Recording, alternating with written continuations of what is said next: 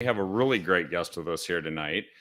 Someone that you're going to find is going to shed an enormous amount of light on what everybody, like in the last election, says was the most important set of issues they were concerned about: homelessness, drug addiction, and also what we see the consequences of for the city.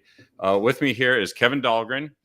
He's been on many different forums, Fox News a lot lately, Victoria Taft, a friend of mine, but many others. And also on Friday, I got to hear him present again in person.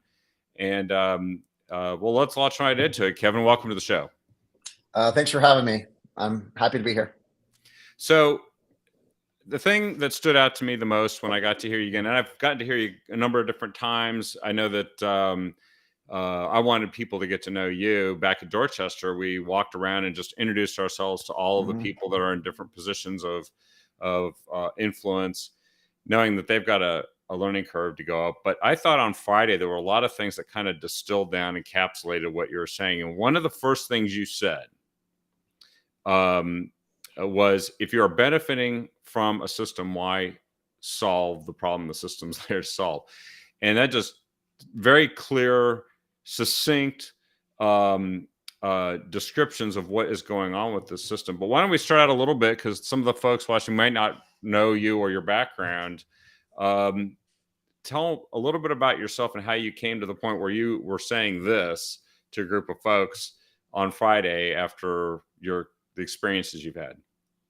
Well, yeah, background, of course, early, back in the day, I had no idea this is how, how dysfunctional the system really was.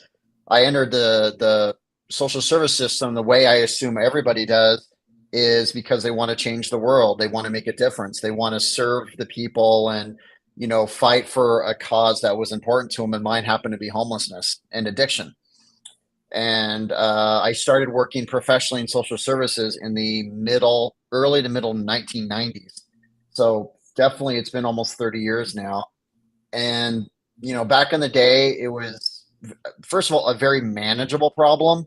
Born and raised Portland, Oregon, the homeless problem in Portland was mostly concentrated in just a very specific neighborhood, which is Old Town Chinatown. So a lot of our energy was spent there. And then over the years, as I went to school and just kind of, gained more experience and stuff, I kind of moved up the ladder a bit and took on different positions.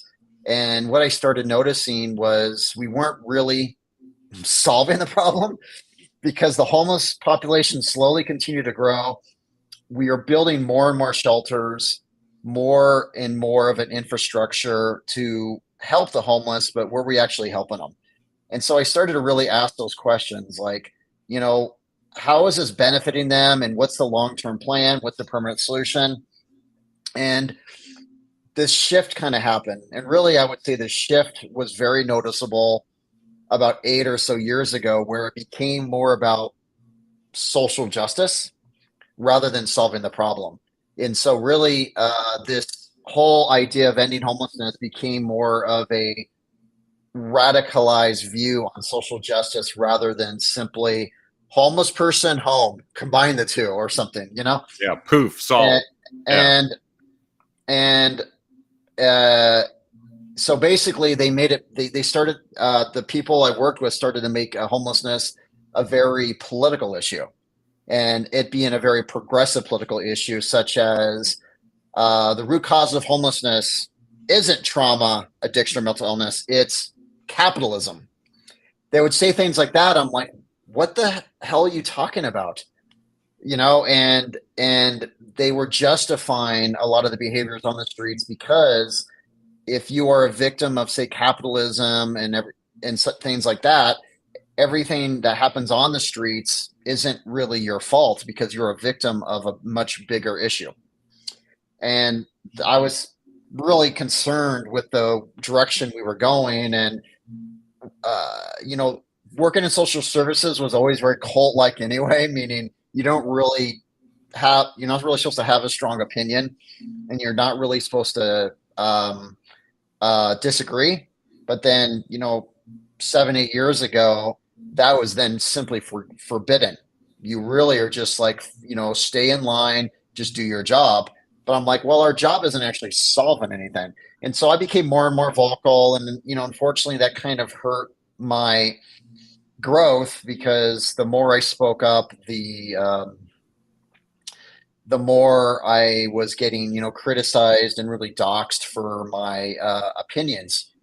And that was certainly very disappointing because I've always been a big believer in, we could end homelessness in months, not years, if we actually just all work together. But that's when I started noticing, this massive growth in homeless services. It went from $1 million cause to a multi-billion dollar industry. Yeah. A And once this, thousandfold, right? A and thousandfold is how it's growing. yeah, I mean, and once this become an industry, there was really, I noticed from the people in charge, no real motivation to end it, except because their focus was, more housing, more services, more staff, right? So they always talked about how to grow the industry, but they never talked about how to decrease the homeless population, right? That was never a part of the conversation more. It was more about growth. And I'm thinking, I'm in social services. I didn't, I didn't go to school to enter a private industry where everything was about growth, right?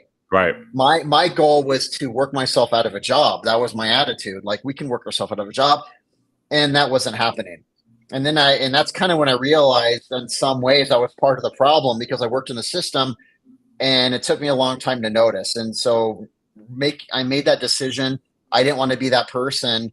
So I didn't leave the system because I felt like I had a voice. I would just be very vocal about it. And that's when I started speaking up and speaking out. And of course, that went well in some ways and not so well in others because I definitely lost a lot of friends because I started criticizing this industry.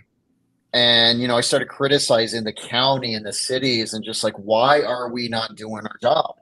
And I come from firsthand experience working over the last 30 years in all the types of the homeless service programs we have. I've worked, at the city, the county, the state, for-profit, nonprofit, and faith-based in each one for about 5 years. And so I have a strong understanding how dysfunctional the system is. And when people ask me, well, so what really is the problem? The problem is this, is nobody communicates. Nobody is in charge of anybody else. Everyone is just doing their own thing. I'm not saying there isn't good people legitimately trying, but the way the system is set up is that even if you make every effort, it's very, very hard to actually help anybody. And that's the problem. Yeah. And of course, one of the words that stood out to me was the word accountability. It didn't seem like that was the system wasn't no. even designed for that to be possible. And then And your recent blog post on Substack, truthonthestreets.substack.com, you actually related some of this, what happened and the whole evolution of it. You talked about how in 2013 they were going to end it by 2023, end homelessness, yep. which and then a ton of money started coming in. But it didn't seem like, accountability and actually ending homelessness was the objective anymore. And you know why there's no accountability is because the attitude is all homeless people are on the streets because of a capitalistic society. Therefore, we shouldn't hold them accountable because it's not their fault. And I'm not saying homelessness is everyone's fault. I am just saying it's a much more complex issue than just that. Like, that doesn't make any sense to me. 95% of the time, everybody on the streets has experienced childhood trauma. 80% of the time, they're actively using drugs. 75% of the time, they have a mental illness. You combine those three, this becomes a very complex adult, and we better have the resources available to help them. And we're not doing that. And so that's where we went wrong, is we politicized it. We made this a political issue, and it was not supposed to be. What we should have done is treated it like we would treat almost like any natural disaster. And I say this because anytime there's a natural disaster, say a major earthquake, what's the first thing that happens? The world comes together. The world works together, and everyone finds a way to solve it. But we don't do this with homelessness, even though it's in some ways a very similar crisis. but it's a crisis that's grown over time to the point where you just sort of become numb to it and you just walk over the person lying on the streets. Yeah, that's You why know, good example you give, by the way, of a natural disaster. You don't go into a natural disaster and say, let's see if we can have a disaster yeah. industry set up that will be there forever, and the people will never recover from the disaster. We know, everybody knows, you're supposed to Yep. recover from the disaster and get back to some state of And normal again, right? and so, and so with homelessness, we call this a crisis.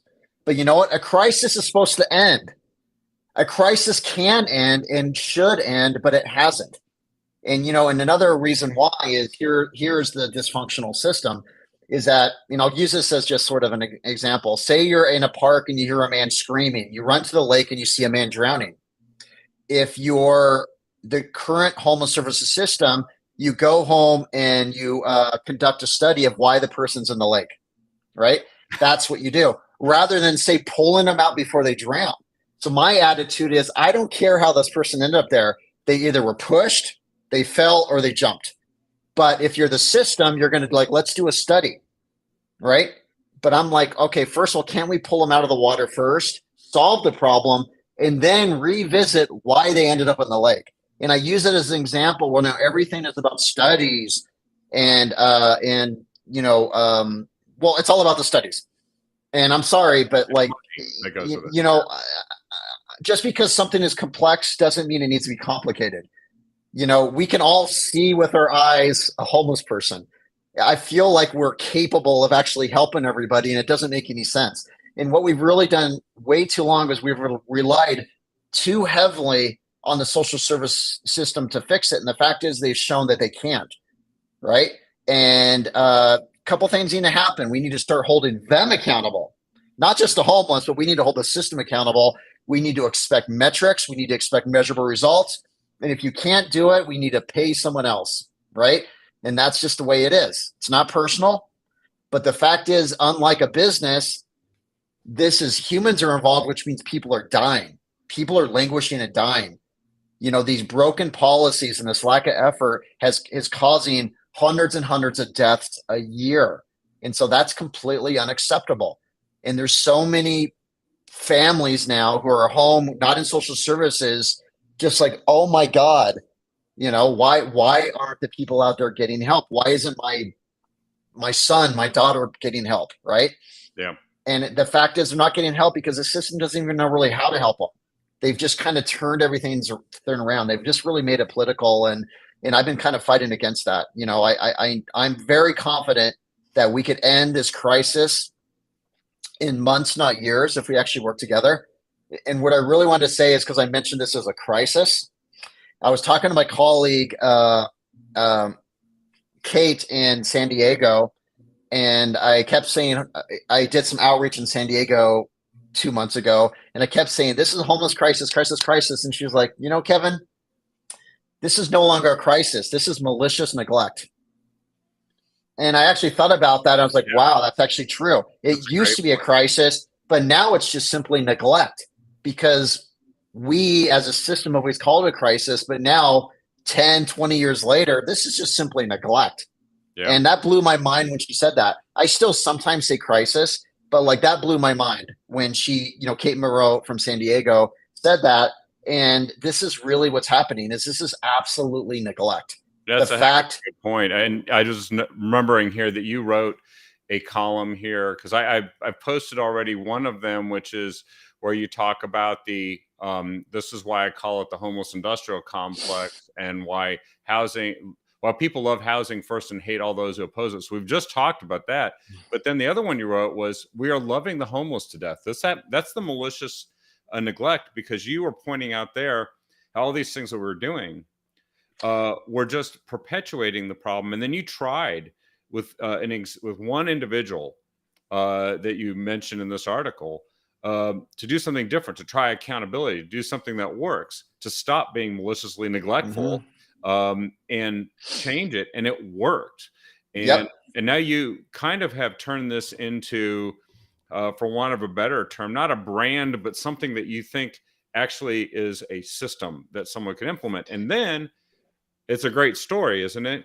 That you learned about the mayor of Gresham, and you sent him a letter. And this is when? What year was that? September 2018 is when I wrote the letter. Never expecting the mayor to contact me, right? I mean, this is a mayor.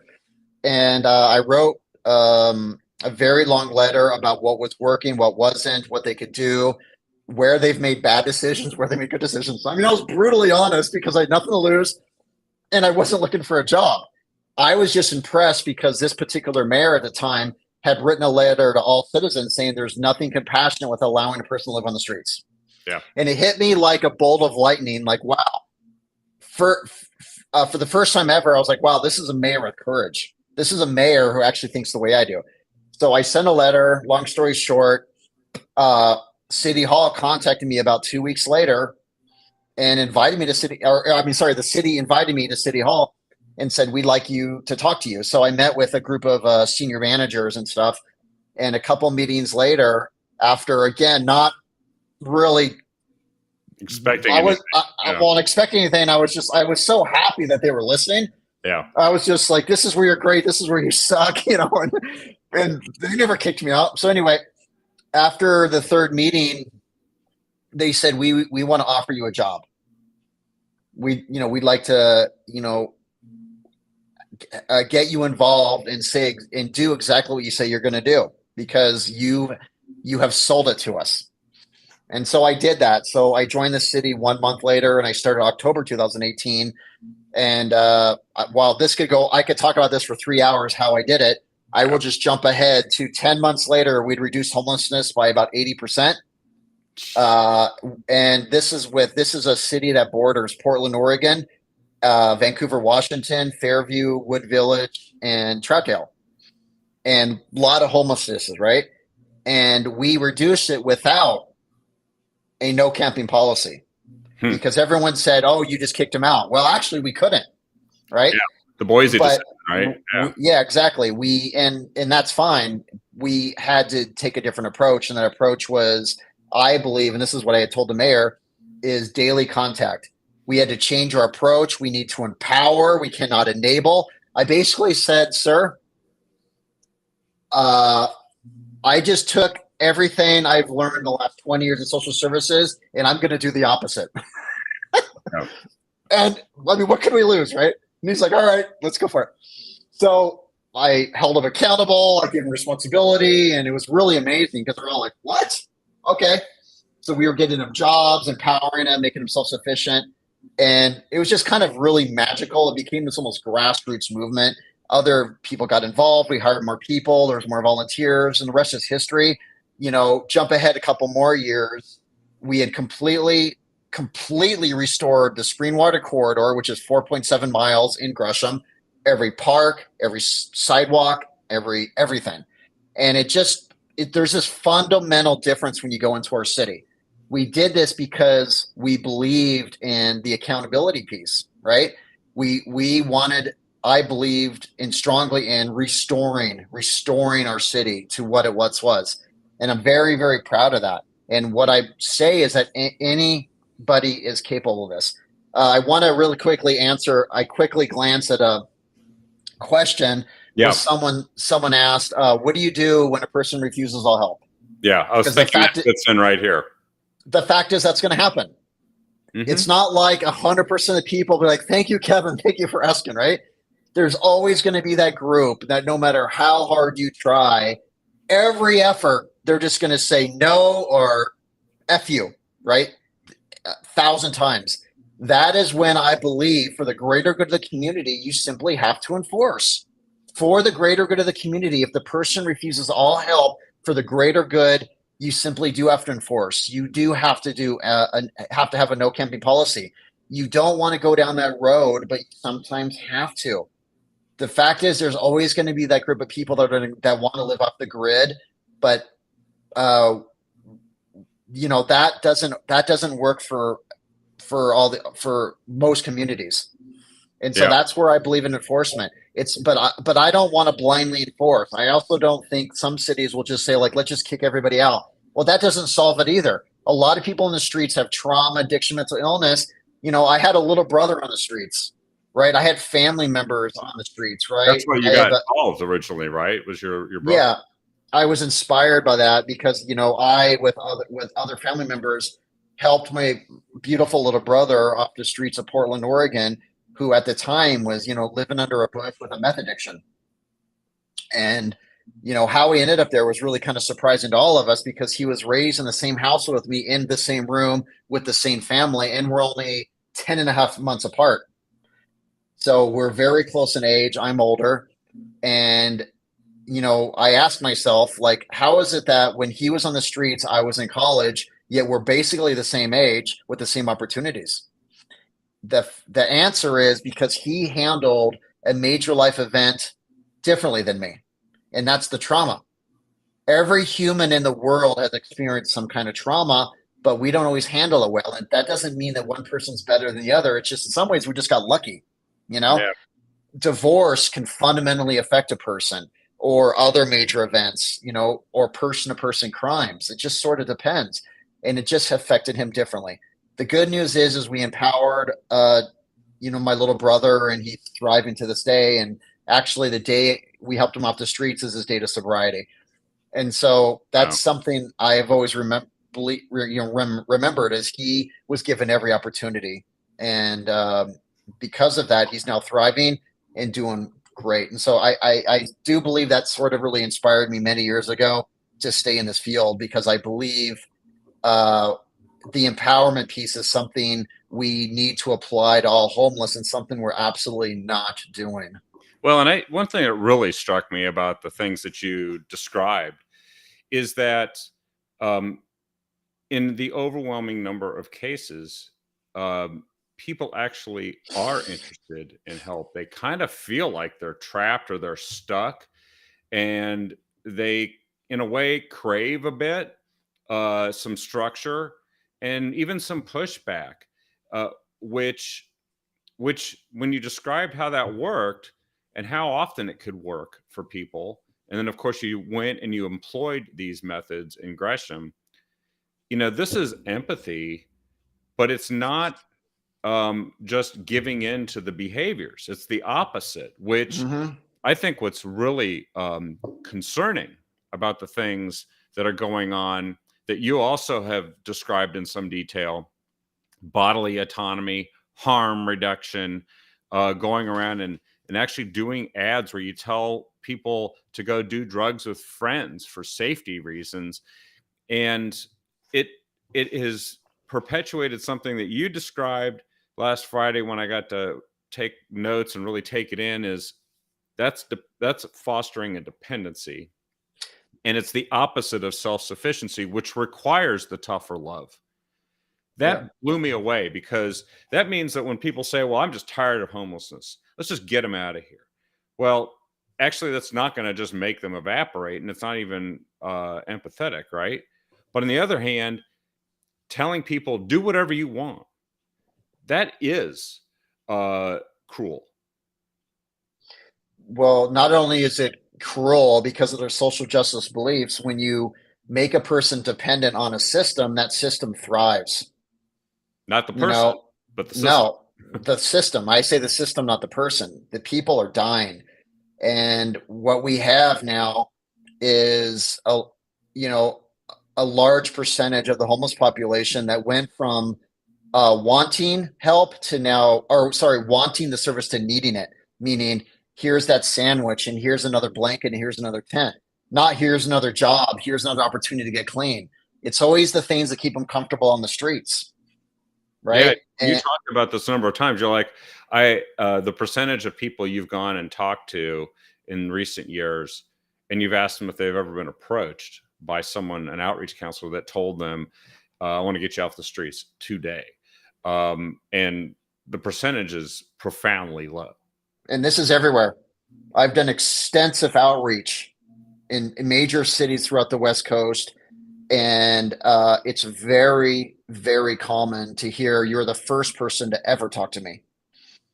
And in Portland, Oregon specifically, because that's my hometown, you know, I've interviewed now hundreds of homeless the last 2 years. and posted them, as you know, on my, social media, primarily Twitter.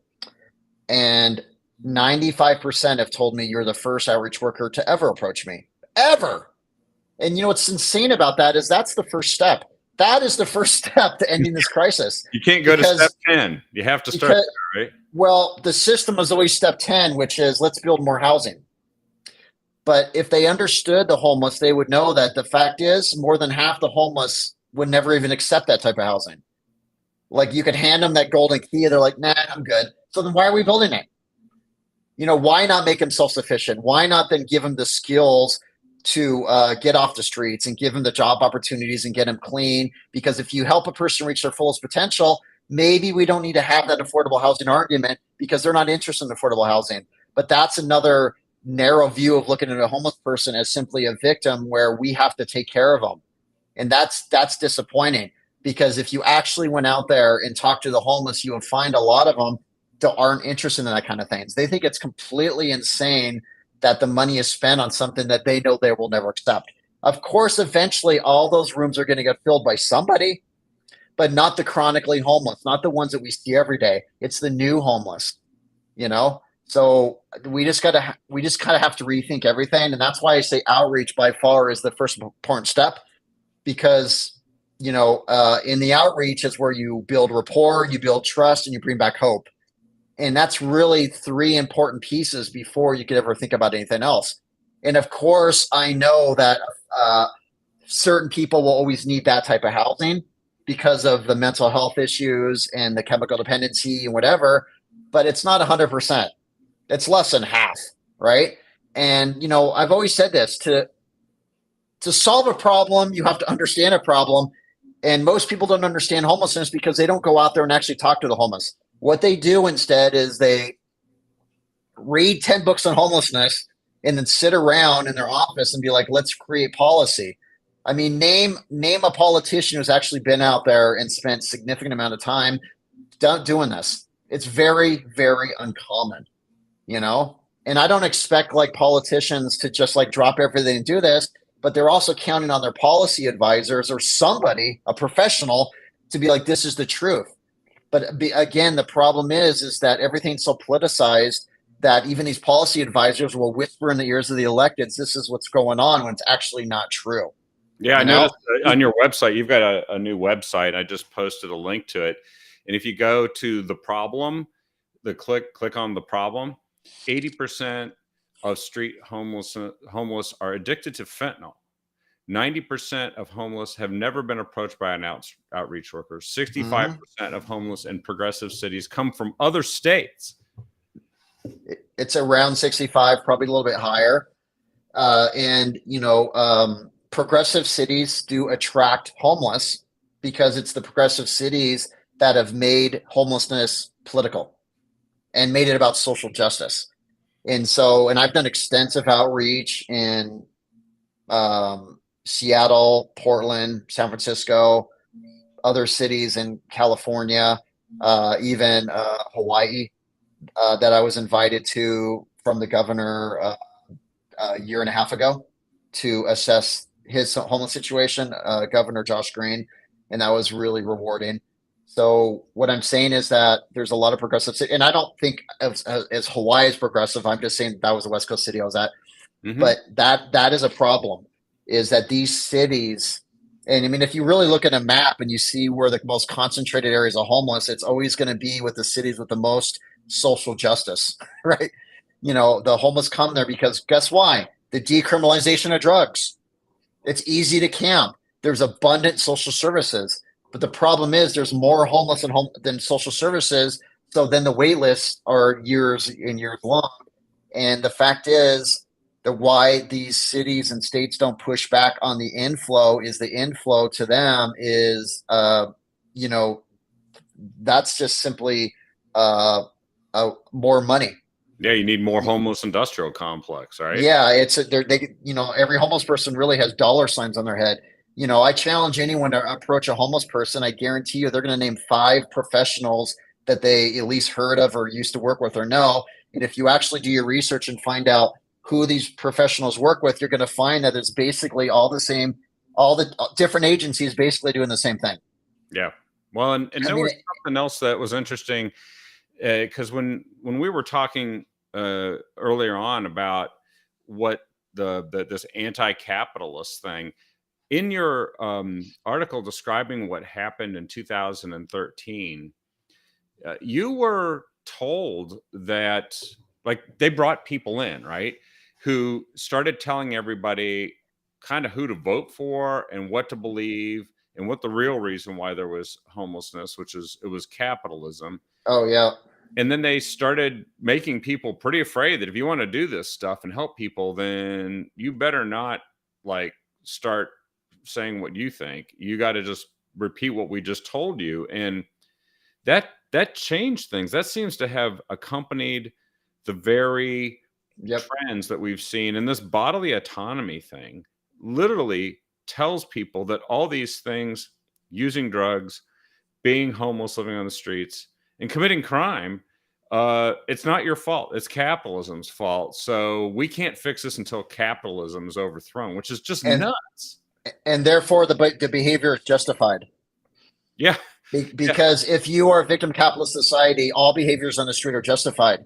I've talked to professionals that even say they're on occasion person-to-person crimes are justified because it wasn't their fault.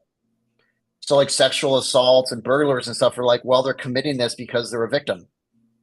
And they've really kind of downplayed everything. But yeah, back to 2013, there was a very, very coordinated effort to get everyone in line because they needed this push.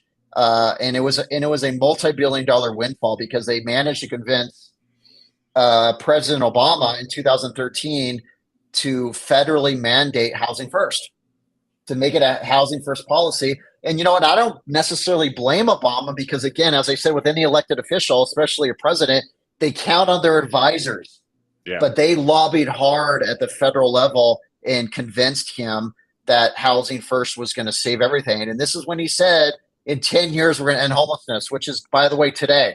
How are we doing, sir? Not so well. Yeah. So now I've gone through 3 10-year plans on homelessness. And it's getting really old.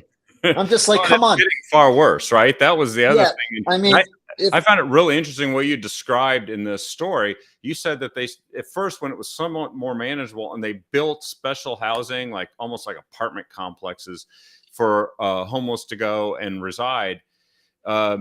Outside of it, people didn't know what was going on in the inside, which is it was just hiding the problem.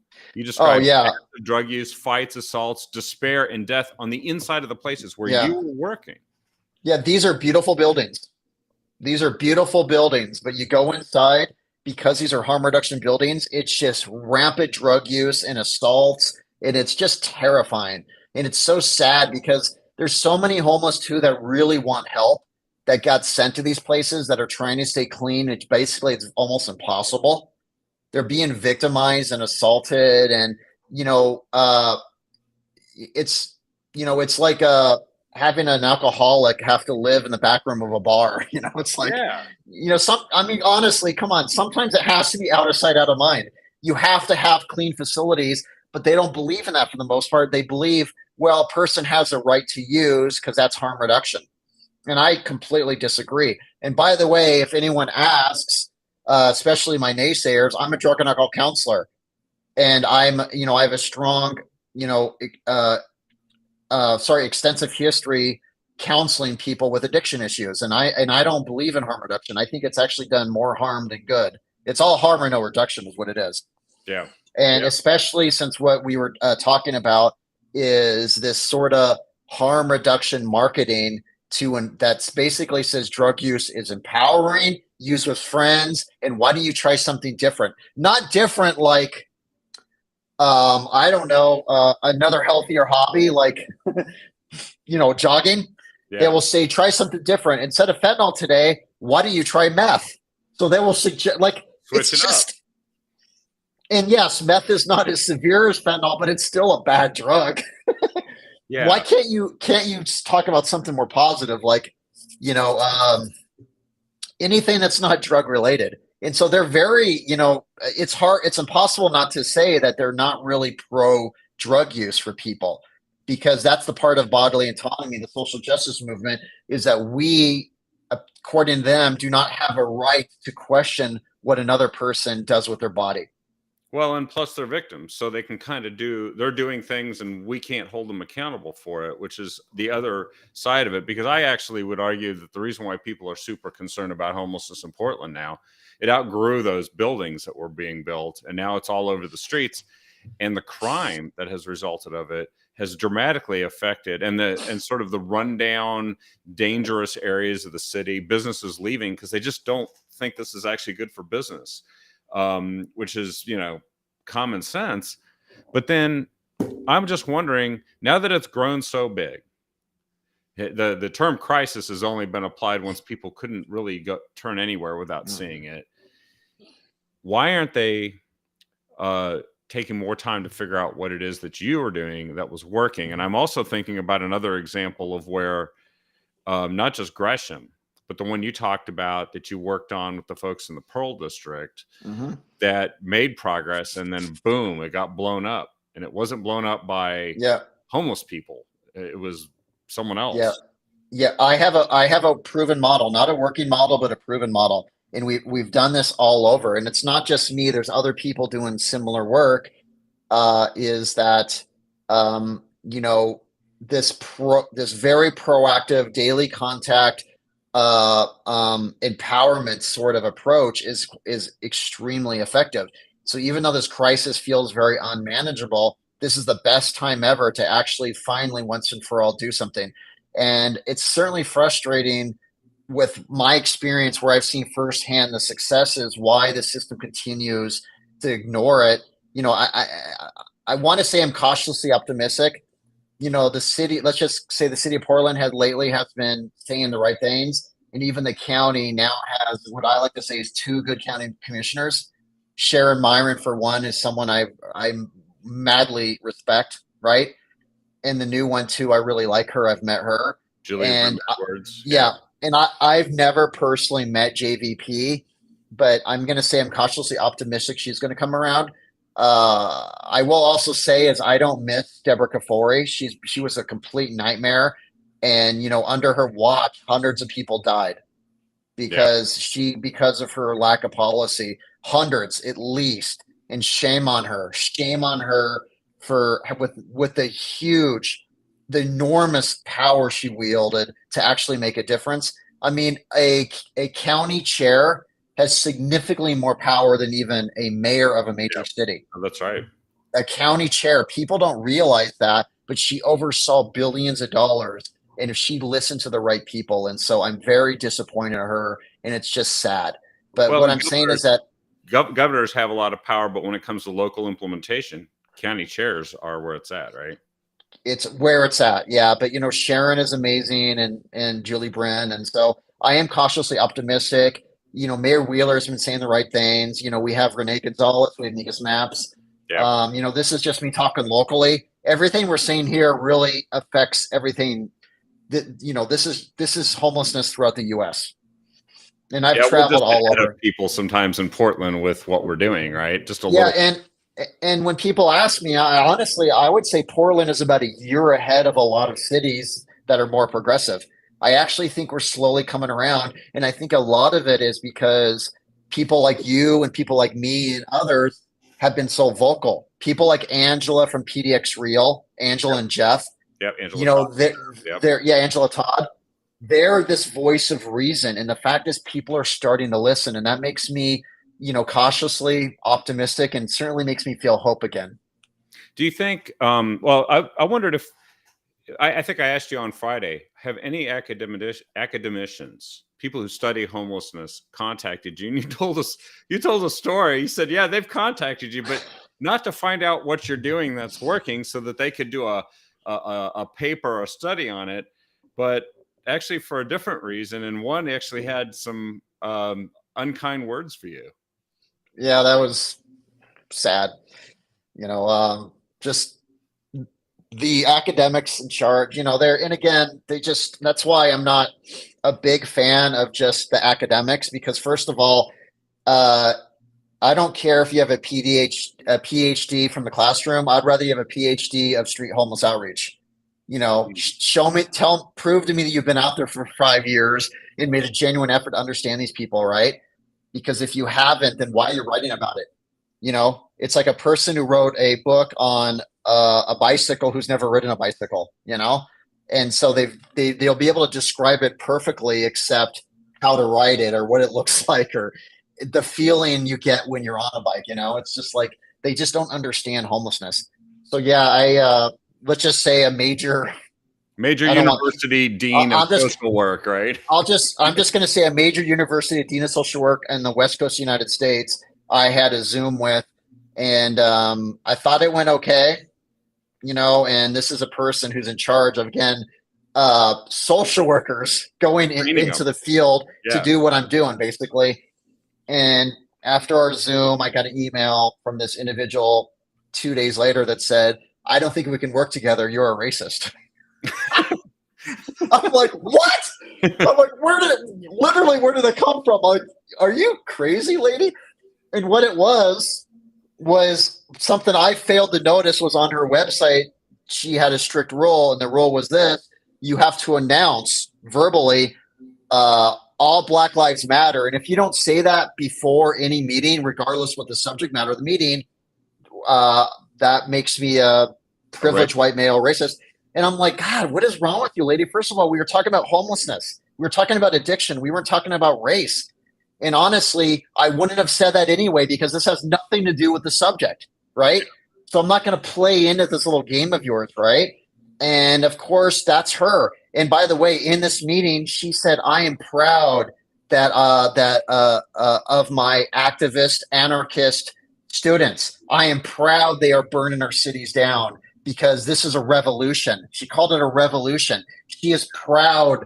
She is proud that we're burning buildings down. She said, "I'm encouraging this." So you want to talk about the root causes? The root causes might very be the people who are being trained, and that's at the university level. Not all the universities, but certainly more of these, liberal ones. Well, that means we got a lot of work to do here to make people aware of it. And I think you said that there are people paying attention. The problem's gotten so bad that they're starting to turn a corner here. Everything you talked about really is kind of common sense. Like if you want to help somebody, you need to talk to them. Could you just briefly take us through what it's like to go talk to someone that's different than what's generally being done? Because we know we're paying for a lot of people to do something that's not working. What does it look like when you go up to someone for the first time, like you did in Gresham, and you change? Okay. Well, first of all, in most major cities, for the outreach teams that do exist, the rule is you're not allowed to be. You have to stay within 20 feet from them. You have to keep 20 feet away. So how are you supposed to engage in a meaningful conversation from 20 feet away? That's very difficult. So, a lot of the approach is treating the person like an adult and not treating them like a homeless person, And I mean, that, I know it sounds like simple, but it's like, look, when and I'm traveling right now in California. And what I'm saying is that when you approach a homeless person, it's just simply like approach them like you would any other adult or like a neighbor and simply say, "Hey, how's it going?" So there's no weirdness. There's no, "You're a victim," and, "Oh my gosh, I'm so sorry for you." But it's more like getting to know them, build that rapport. And, what if you do have services to offer, rather than tiptoeing around it, just simply say, "Hey, I have, I'm here to help. How can we do it? Let's figure this out now." Right? I don't beat around the bush. I get right to the point. And I don't just say, "I'm going to give you a sandwich and a tarp and a tent," because I will tell them that's not going to solve anything. I will say this to them. Okay. And, what I want to do is I want to find you a job. I want to get you housing. I want to make you self-sufficient. What did you do? What did you do before you were homeless? What was it that drove you? Like there was something beyond the addiction, if that's what's going on with them, that's the reason you woke up in the morning. And I swear to you, 9 times out of 10, they're like, "I miss my family. I miss my art. I miss something." It's always something that's not drugs. And that's what you got to do, is you got to find that hook. You got to find that one thing. You got to replace that drug use with something of equal intensity that isn't drugs. And I'm only saying this, for example, of the 80+% that are using, because that's a very high percentage. Yeah. You know, sometimes the homeless are on the streets because of a bad situation. You know, I got a divorce, I have a medical issue, stuff like that. That to me is completely insane why they're still on the streets. That's low hanging fruit. Those are the easiest possible people to get off the streets, and what they're doing there makes no sense, right? The people with addiction, mental illness, that takes work, not the ones that are there for more external type stressors. They're sober, they're motivated, but they have no hope. They're like, I don't know how I ended up here, but no one's talking to me. So really, you know, approaching a homeless person, you never know what you're going to get, because these are at times very complex people. But what they never expect is if you have the courage to approach them, shake their hand, and talk to them like a real person, because they're not used to it. They're used to being treated like a victim, or they're used to just like stupid resources like, I brought you a granola bar, have a good day. They're like, what the hell? Right? Yeah. They want to talk to you like a real person. And why they love being interviewed is because I'm giving them a voice. You know, and I've been criticized that I'm exploiting the homeless by interviewing. I'm like, well, actually, they love being interviewed and they always give me permission. It's not like I'm running towards them with a camera, right? Right. Only on rare occasions, if it's a serious thing where I have to show this is a mental health crisis, it's going unignored, I might film it. But 95% of the time, it's me getting consent for the person to talk about their issues, and they like it because it's the first time that they've ever had a voice. Somebody's paying attention to them, and actually a lot of other people get to and see that, right? And when people say, well, like, so I've like been told, hey Kevin, you're helping move this needle, I says, well, I would say the homeless are doing this because of their powerful interviews, because it's the interviews that people can't stop talking about. It's not me, because I used to be very vocal without doing the interviews, and I would get things like, Kevin's lying, that's not possible, there's no way there's that many addicts on the streets, Kevin's lying. I'm like, all right, that's true. I can't convince people. You know, when you can't always prove to a person you're not lying. So I went to the homeless and said, hey, by the way, you need to share with me what's going on, because they don't believe me. And once I started doing that, it really kind of changed everything. Of course, the new narrative is, because there's been too much truth telling, the new narrative I've been hearing from some of the activists is Kevin hires actors to play homeless people. I'm like, if that's the case, it would have to be their last acting gig ever, and then somehow I'd have enough money to hire all the extras in the background in this major homeless encampment. The dumbest thing I've ever heard. They're like, oh, I recognize them, they're an actor. I'm just like, that's how desperate they are, because that truth telling counters their narrative, and it's very difficult, I guess, for them to hear something that goes against what their narrative is. And that's another important piece to doing outreach, is you have to be open-minded to accept the fact that you might hear something that counters something that you believe in deeply, you know, and that is key. And so I have to always remain very open-minded that I may hear something that I may personally disagree with, but I still need to post, because this shouldn't be about me, you know? Yeah. Authenticity is important. And I'm looking right now at one of your pinned tweets that you just did, announcing you're on Substack and talking about your recent writings. And it's a picture of a woman that you described in last Friday as she had been sexually assaulted, right? Yep. And the look in her face says everything. Yeah, that was a powerful photo. I sat with her. And, you know, this is why I'm filming these women, interviewing them, is because that's one thing I heard too, is, Kevin, sexual assaults are not happening on the streets. That's a lie. And I was hearing this from the elected officials. And the fact is, almost every female in the streets is virtually guaranteed to be sexually assaulted. It's never if, it's when. When. It's always going to be when. And it's very, very, very common.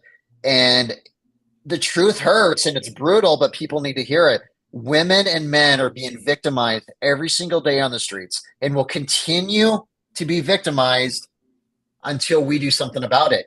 And that is why I care so deeply about what I do. And what drives me is that this is affecting people's lives. The fact is, there's a small group of homeless that are victimizing the hell out of the other homeless right now. Yep. You know, uh, and so that's why I'm just very driven to share as much as I can with people, to join movements or donate to causes of the right people that are involved in fixated on ending this crisis. Well, and I think this is a good moment to mention that there's a way people can support your work. If they go to truthonthestreets.org/support, as you mentioned, you left the previous job. What was it? A couple of years you weren't even allowed to talk to the media in order to keep doing the job you Yeah, were doing. And I, then I was censored. I was censored from the county because I was being too truthful, and so I kind of made the not difficult decision. It was bold to not accept a job right now because I'm getting more done now than I ever have in my entire career, I guess. And I have a voice now. And fortunately, people are really listening. And so it feels very liberating to finally share this. And the fact is, the needle is moving. So I did start that website to help kind of support my work, to allow me to continue to do outreach, to travel. Because the fact is, I'm not, working, and I'm happy with that because, I'm 52 and I've been working since I was 14 years old. And so it's kind of a nice break, but not working. Like, I'm out there basically 12 hours a day. The only reason I'm home now is to do this. But from at 6:30 a.m. this morning, I was in one of the largest encampments in California, and I've been there all day long. And so, and did some great work. But what I'm saying is that's kind of an example of, like, I care so deeply about this. For me, it's not like 8 hours a day. It's like I wish it was 8 hours a day. It's like 7 days a week, 12 hours a day, because I care about this. So, but yeah. Go ahead. Well, and so like you said, I have my website, my Twitter, which I think most people follow, and of course my Substack, which is a place where I've been writing. Not as much as I should. I'm trying to find time, but I enjoy doing it. I wanted to answer this quick question from Lori because I appreciate her question. I was going to ask you about that. Is should you prosecute the homeless who break the law? Yes. Yeah, it's accountability, right? And look, shoplifting, I don't really care about. That's such a minor issue. But, there's needs to be law and order, right? And I'm not out to like criminalize, I'm not, my goal is to get a person off the streets. I'm well aware that being homeless in the streets, it's virtually guaranteed. You almost have no choice but to break the law, right? You just do. You're going to use drugs, you're going to trespass, littering, all that stuff, right? And, I don't necessarily want them to be prosecuted for that, especially if they're motivated to get off the streets. But for the serious crimes, hell yeah, of course. But not the minor stuff. The minor stuff, I think we need to kind of take a pass and be like, look, if this person is serious about getting off the streets, I would rather help them in that way than just going down the prosecuting road. You know what I mean? I think you got to find that as a little balance. So, and Measure 110, I mean, things took off like crazy when that was put into place. That was essentially the decriminalization of all of our drugs. What did it do? It's one of the worst things we could have ever done. And this was all social justice. Okay. Don't be fooled. You were lied to that this was more about getting people treatment rather than sending them to jail. I call BS. This is social justice. This was simply this was a veiled attempt to give a person bodily autonomy, the right to use. This was nothing more than social justice, and they fooled us. And you know what? It worked. But guess what? We have a record number of overdoses and deaths. So how is that working? And when I talk about this, I get emotional because I've personally witnessed multiple people die on the streets of Portland, Oregon, really in Oregon, because of this measure. And it really pisses me off that people continue to blindly support it. Like somehow this is a good thing. And put yourself into the shoes of a homeless person who's an addict. They lack rational thought and critical thinking, but now you've given them a free pass to use as much as they want wherever they want. What do you think's going to happen? Right? Yeah. I mean, these are people that desperately need structure and they're not getting it. I've seen so many overdoses and deaths, and it is really hard to watch. I saved a person a couple days ago from ODing in Portland, Oregon by Narcaning them 3 times. Right. And that's very common. But what I'm saying is that like these are people that are in desperate need of structure, not more of a like, you go girl, you keep using, I'm so proud of you. You know?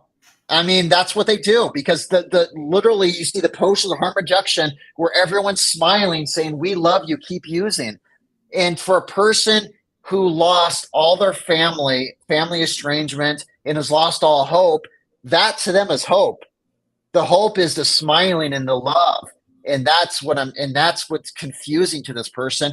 So they continue to use and they get patted on the back for doing it.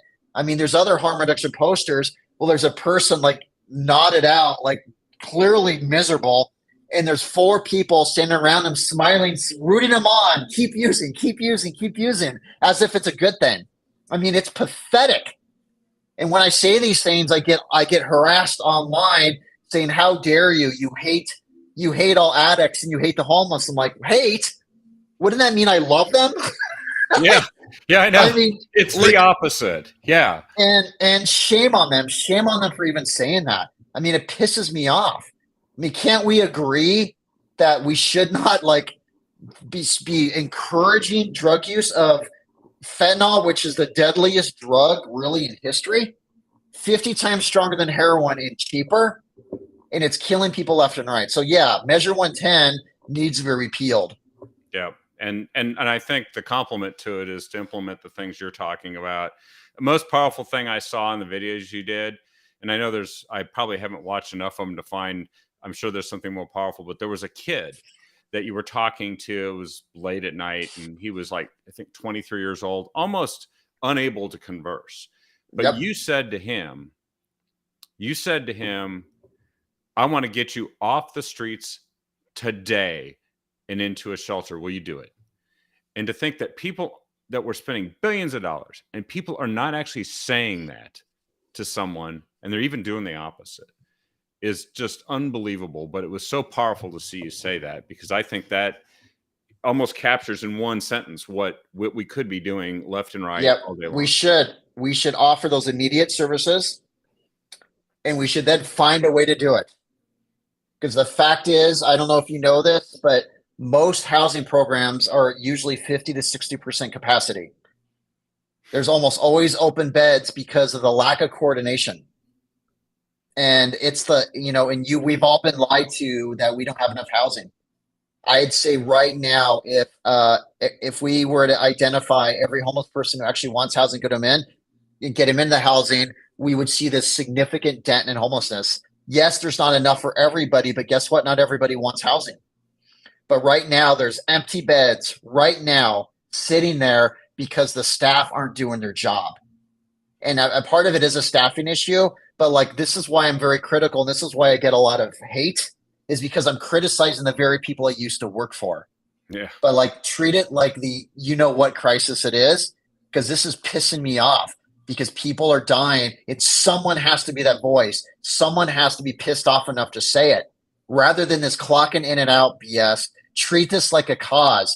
Treat this not like a job, but a cause. And also have the attitude, which I told my mayor the day I started, when he says, Kevin, what's your plan?